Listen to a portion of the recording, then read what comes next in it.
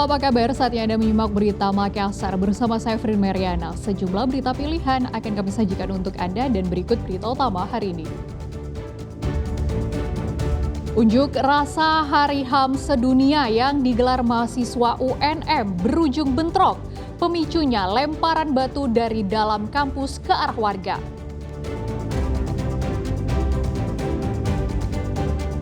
Lima pencari rotan yang hilang di hutan Bungaya Goa ditemukan tim SAR gabungan dalam kondisi selamat.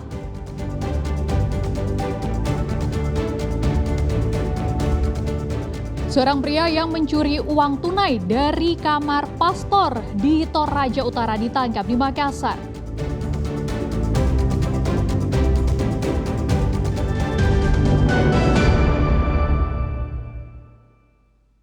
Direktorat Polisi Air dan Udara Polda Sulawesi Selatan menangkap 18 tersangka kasus destructive fishing atau bom ikan selama tahun 2025.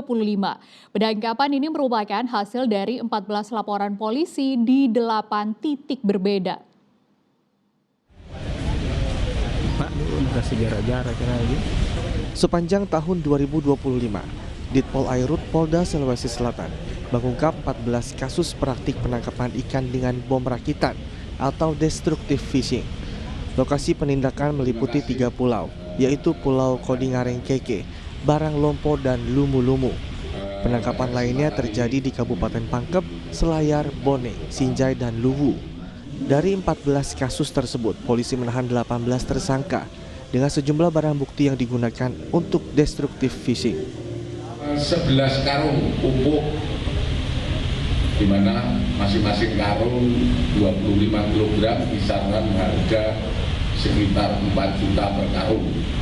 Kemudian 89 jerigen yang berisi bahan peledak siap ledak.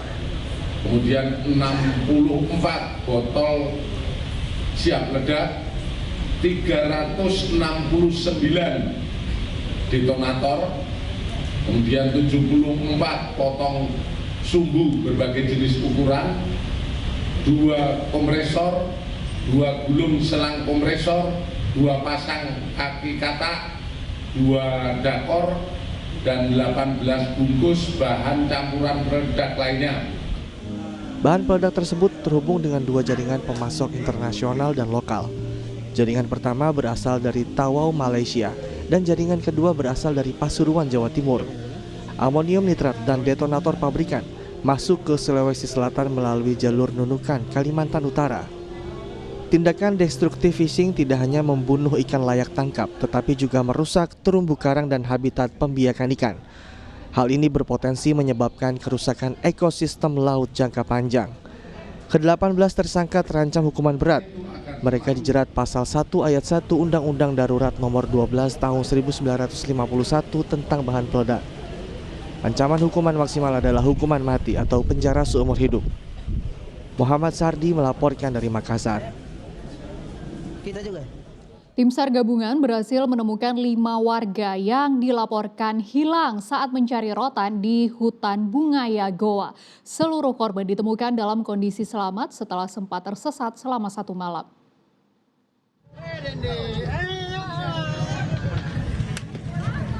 5 pencari rotan ini berhasil ditemukan dan dievakuasi tim SAR gabungan pada Rabu siang. Mereka dievakuasi menuju ke pos SAR di Kelurahan Rapodaeng, Kecamatan Bungaya, Kabupaten Goa. Kepulangan ke-5 korban disambut tangis haru keluarga dan warga yang menunggu sejak Selasa siang. Setelah tiba, mereka segera menjalani pemeriksaan medis sebelum kembali ke rumah masing-masing. 3 orang merupakan petani, yaitu Daeng Pato, Daeng Ngaha, dan Amal. Sementara 2 orang merupakan ibu rumah tangga bernama Ramelan dan Sanginging. Sementara 2 orang merupakan ibu rumah tangga bernama Ramelan dan Sanging. Kelimanya berasal dari Dusun Lemoa, Desa Bonto Lempangan, Kabupaten Goa. Petugas menemukan ke-5 korban bertahap. 1 korban ditemukan 4 km dari posko pencarian, sementara 4 lainnya ditemukan saat berjalan kaki keluar dari kawasan hutan. Ke-5 korban kemudian dievakuasi ke puskesmas untuk mendapatkan perawatan medis.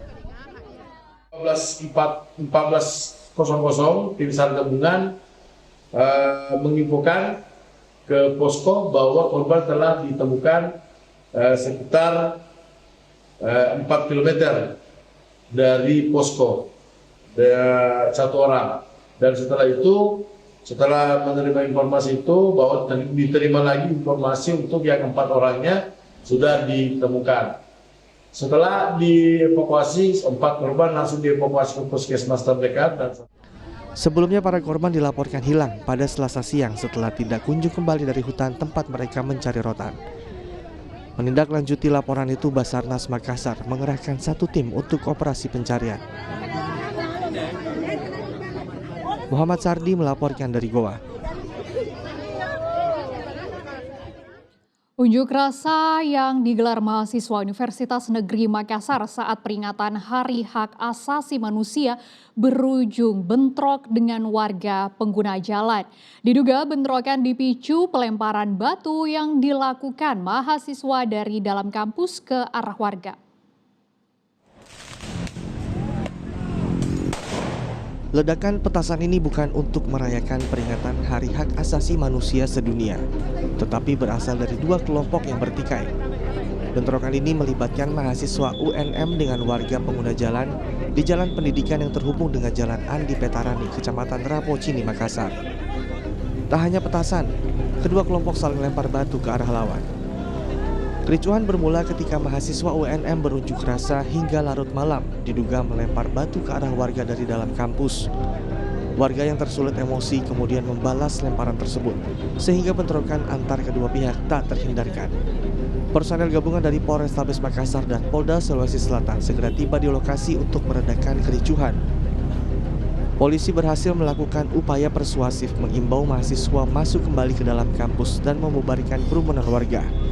Polisi berkomunikasi dengan pihak rektorat. Ia menyayangkan cara penyampaian aspirasi yang berujung pada kericuhan. Karena para yang informasinya mahasiswa ini berada di areal kampus.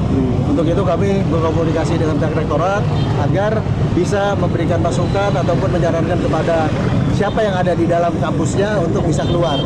Dan dari pihak kepolisian tetap sifatnya melayani, tidak akan ada tindakan-tindakan lain.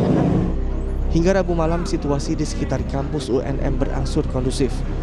Meski demikian, puluhan personel kepolisian masih bersiaga di sekitar Jalan AP Petarani untuk mengantisipasi adanya bentrokan susulan akibat lemparan batu dari dalam kampus. Raisa Habu melaporkan dari Makassar. Kejaksaan Negeri Maros resmi menahan mantan lurah Leang-Leang Andi Marwati terkait kasus pungutan liar sertifikat tanah gratis pada tahun 2024. Tersangka diduga meraup uang hingga ratusan juta rupiah dari ratusan warga. Andi Marwati, mantan lurah Leang-Leang, resmi menjadi tersangka kasus pungli sertifikat tanah dan ditahan Kejaksaan Negeri Maros Selasa sore. Tersangka langsung digiring dan ditahan di Lapas Kelas 2B Maros selama 20 hari ke depan. Kasus pungli ini mencuat dari program pendaftaran tanah sistematis lengkap atau PTSL. Program ini seharusnya gratis, kecuali biaya administrasi maksimal Rp250.000 per bidang. Namun tersangka diduga memaksa warga membayar mulai dari Rp500.000 hingga Rp1.350.000 per bidang. Nilai pungutan sejumlah Rp395 juta. Untuk nilai bidangnya ada sekitar berapa? 768 bidang. Sesuai dengan petunjuk program PTSL ini, nilai yang diwajibkan untuk maksimal diterima oleh panitia sejumlah Rp250.000. Namun pada pelaksanaannya ada pungutan sejumlah 500 sampai sekitar Rp350.000. Penyidikan Kejaksaan juga mengungkap 125 sertifikat belum terbit meskipun warga sudah menyetor uang kepada tersangka. Dari hasil penyelidikan sementara, uang pungli itu diduga digunakan untuk kepentingan pribadi Andi Marwati. Kejaksaan telah memeriksa total 433 saksi, termasuk 407 warga Kelurahan Leang-Leang yang menjadi korban. Kini baru 1 tersangka yang ditahan. Kejaksaan memastikan akan terus melakukan pendalaman dan tidak menutup kemungkinan adanya tersangka baru dalam kasus ini. Raisa Habu melaporkan dari Maros.